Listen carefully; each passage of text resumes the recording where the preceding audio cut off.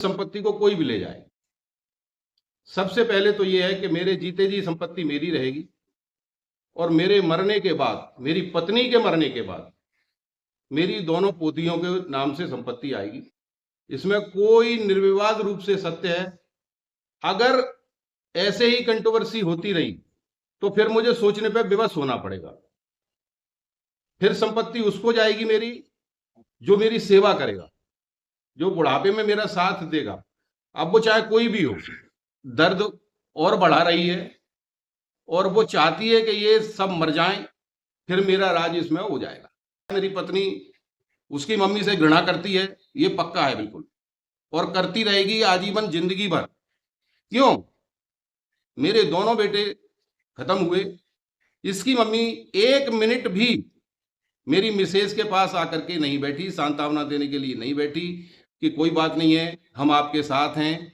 अब ऐसी औरत से मेरी मिसेज कैसे संपर्क बनाएगी, इस बारे में भी आप मुझे अपना क्लियर स्टैंड बताएं।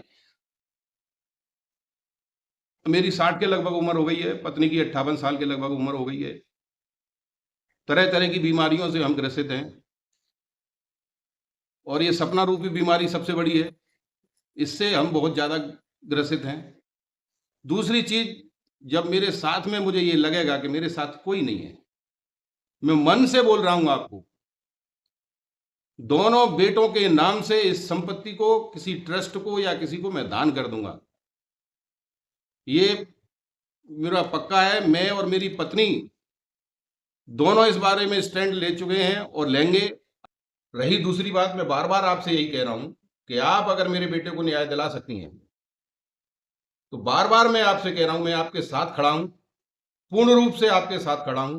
आप आगे आइए और मुझे जहां आपको बुलाना हो, फिर कह रहा हूं मैं आपसे, मैं वहां आने के लिए तैयार हूं, बशर्ते कि उसमें सत्यता हो, सच्चाई हो। मैं पार्ट्स भी आपके पास भिजवा दूंगा, आप देख लेना, वीडियो में देख लेना जो इच्छा है। और आपकी क्या इच्छा है, इच्छा तो मेरी भी है। अब ऐसे अगर डर डर के हम रहेंगे तो वैसे ही जल्दी मर जाएंगे, समय से पहले मर जाएंगे। लेकिन हम फाइट करेंगे, फाइट करके मरेंगे। और जिसको जो करना है वो कर लो, लेकिन इतना एक ध्यान रखना कि अगर मैंने कुछ कर दिया तो तुम्हारी 3 पीढ़ी उसको, सदमे को भूल नहीं पाएंगे, ये ध्यान रखना। अंशु मेरे पास आ रही है, या तो मैं लेने जा रहा हूं या वहां से कोई उसको छोड़ देगा। 1 2 3 दिन के अंदर अंशु मेरे पास आ जाएगी। जिसको जो करना है वो कर ले। रही दूसरी बात, एक चीज आपको मैं मुद्दे की बात बताता हूं कि मेरे साड़ू भाई लगभग 15 साल से मथुरा में रह रहे हैं और सपना उनके घर कई बार जा चुकी है। तब उसको ये पता था कि ये यहाँ रहते हैं, उनके बगल में मकान क्यों लिया तूने भाई जा करके? और भी कहीं ले सकती थी मकान। अब वो तो वहां रह रहे हैं, कहीं जाएंगे भी आएंगे भी, क्या तेरी वजह से कहीं आना ही जाना बंद कर दें अब वो? अरे तेरे पास कैमरे लगे हुए हैं, कैमरे में गाड़ी वो ले नंबर, हो तुझे नंबर भी पता है उनकी गाड़ी का, तेरे कई बार यहाँ आई है, कम्बर नहीं आई हो तो देख आना वहां जा करके कौन सा गाड़ी का नंबर है। बगल में ही रहते हैं वो। पुलिस को देना उसको कि ये मेरा पीछा कर रहे हैं, ये मेरा सब कर रहे हैं।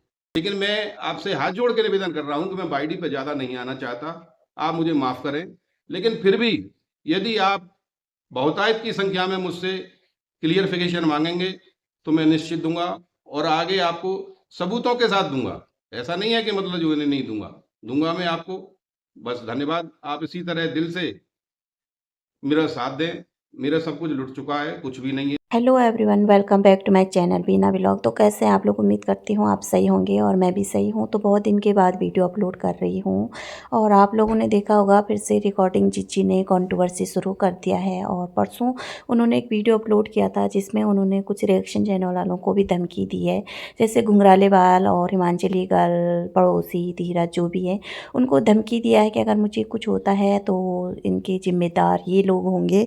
तो यहाँ पर फिर अंशु और रिकॉर्डिंग जिज्जी के बीच फिर कंट्रोवर्सी शुरू हो गई है, जो कि रिकॉर्डिंग जिज्जी का हमेशा का काम था। और यहाँ पे अंशु भी लाइव आई थी, मतलब 1 घंटा 16 मिनट की लाइव थी अंशु की, जो कि मैंने पूरी सुनी है। और अंशु ने यहाँ पे जो बात रखनी थी क्लियर रखी है। कुछ लोगों ने कहा कि अंशु झूठ बोल रही है, किस लोगों ने कहा कि अंशु सच बोल रही है। कोई अंशु की साइड था, कोई अंशु की साइड नहीं था। तो यहाँ पे अंशु ने बहुत सारी बातें रखी है, जो मार पिटाई से लेकर बातें हुई है, घर से निकलने वाली बात है, और राजवीर जी का एफआईआर नहीं लिखाना, किसके कारण नहीं लिखाना, किसने मना किया है, और राजवीर जी का जो रिकॉर्डिंग जिज्जी से शादी करना वो क्या था, जो कि रिकॉर्डिंग जिज्जी ने बोला है कि पहले राजवीर जी मुझसे बहुत प्यार करते हैं, इसीलिए उन्होंने शादी की है। मतलब जो बच्ची है उसके लिए शादी की थी कि उनकी बच्ची बाहर न जाए। बाद में वो अपनी जो उन्होंने स्टेटमेंट दिया था उससे पलट गई थी कि जो राजवीर जी है उन्होंने मुझसे सिर्फ एडिटिंग के लिए शादी की थी। तो बहुत सारी बातें यहाँ पे अंशु ने भी रखी है कि जो एफआईआर नहीं लिखी गई है राजवीर की एक्सीडेंट की, वो सिर्फ भाभी के कहने पे नहीं लिखी गई थी। भाभी ने साफ मना किया था, भाभी के परिवार वालों ने साफ मना किया था, नहीं तो हम करा रहे थे कि इसकी छानबीन के आखिर कैसे हुआ। तो अब यहाँ पे राजवीर जी को शायद न्याय मिलेगा। और यहाँ पे फिर उनके बाद आए हैं राजवीर जी के पिताजी सोशल मीडिया पे, अंकल आंटी। तो अंकल जी ने भी पड़ोसी के चैनल के द्वारा सोशल मीडिया पे बहुत सारी बातें रखी है, अपनी प्रॉपर्टी की बातें, जो उनके पास संपत्ति है। उन्होंने सबसे पहले ये बोला कि मेरे पास कौन सी संपत्ति है, मेरी जो संपत्ति थी, मेरे 2 बच्चे थे, वो अब इस दुनिया में नहीं रही, इससे बड़ी संपत्ति कोई हो नहीं सकती है। और जो भी संपत्ति आज मेरे पास है उसका मेरे जीवन में कोई मायने नहीं रखता है। उन्होंने ये बोला है कि अगर मेरे मरने के बाद या मेरे पत्नी के मरने के बाद वो संपत्ति जाएगी तो वो मेरी पोतियों के लिए जाएगी, जो राजवीर और सूरज जी के जो बच्चे हैं, जो कि रिकॉर्डिंग जिज्जी के पास है, अभी उन्हीं के पास जाएंगे। अगर ये रिकॉर्डिंग जिज्जी कोई तमाशा न करे, कोई कंट्रोवर्सी न करे, तो अगर उन्होंने कंट्रोवर्सी की तो मैं अपनी संपत्ति उन्हें दूंगा, जो लास्ट बुढ़ापे में मेरी सेवा करेंगे उनको मैं अपनी संपत्ति दूंगा, या मैं ट्रस्ट को दान कर दूंगा अपने दोनों बच्चों के नाम। तो उन्होंने यहाँ पे जो रिकॉर्डिंग जिज्जी है उन पे बहुत सारे सवाल उठाए हैं कि हम दोनों पति पत्नी बीमार रहते हैं, और इससे ज़्यादा बीमारी हमारी सपना नाम की है, जो कि हमें बार बार परेशान कर रही है। वो चाहती है कि ये लोग किस तरह से टॉर्चर हो और ये मर जाए। तो उन्होंने भी शायद रिकॉर्डिंग जिज्जी को धमकी दे दिया है कि आप वो चुप नहीं रहेंगे, स्ट्रगल करके मरेंगे, मतलब फाइटिंग करके ही मरेंगे, ऐसे डर डर के नहीं मरेंगे। और उसके बाद रिकॉर्डिंग जिज्जी भी सामने आई। जैसे ही उन्होंने रिकॉर्डिंग जिज्जी ने सुना कि वो अंशु को लेने जा रहे हैं, 2-3 दिन में अंशु उनके घर पहुंच जाएगी हमेशा के लिए, तब रिकॉर्डिंग जिज्जी के मतलब दिल में एक ख़्याल आया कि उन रिकॉर्डिंग जिज्जी बोलती है यहाँ पे कि अगर रोटी खिलाने की बात है तो मैं खिलाऊंगी तुमको रोटी। तो मैं यहाँ पे रिकॉर्डिंग जिज्जी को कहना चाहती हूँ कि रिकॉर्डिंग जिज्जी, आप रोटी खिलाने की बात कर रही थी, आपने तो उनको बेसहारा अकेला छोड़ दिया है और बहुत सारे तमाशे किए हैं। उस घर से निकलने के लिए इतना ड्रामा किया, सूरज की रिकॉर्डिंग सोशल मीडिया पे वायरल की, अपने ससुर की रिकॉर्डिंग वायरल किया कि वो मेरे साथ कितने गंदी हरकत करते थे। मतलब इन सब चीज़ों की आड़ पे आप उस घर से बाहर निकली, आपको उस घर से बाहर निकलना चाहिए था। चाहती थी तो आप उनको एक रोटी खिलाएगी।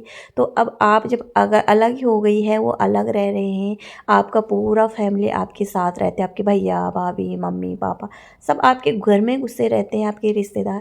तो उनके साथ कोई अपने हैं, उनके साथ 2-4 जैसे उनके तुम्हारे ससुर ने बोला है, तो उनको शांति से जीने दो ना, क्यों प्रॉपर्टी प्रॉपर्टी प्रॉपर्टी के पीछे भाग रही है। और अंशु ने साफ बोला कि जो मम्मी पापा के नाम जो खेत हैं वो तो उनके हैं, जो आपके और आपके पति के नाम थे जो खेत वो आपके पास है। और आपके ससुर ने ये भी बोला है कि मैंने सारे जो भी प्रॉपर्टी तुम्हारे और तुम्हारे पति के नाम थे तुम कागजात तुम्हें सेंड कर दिया है।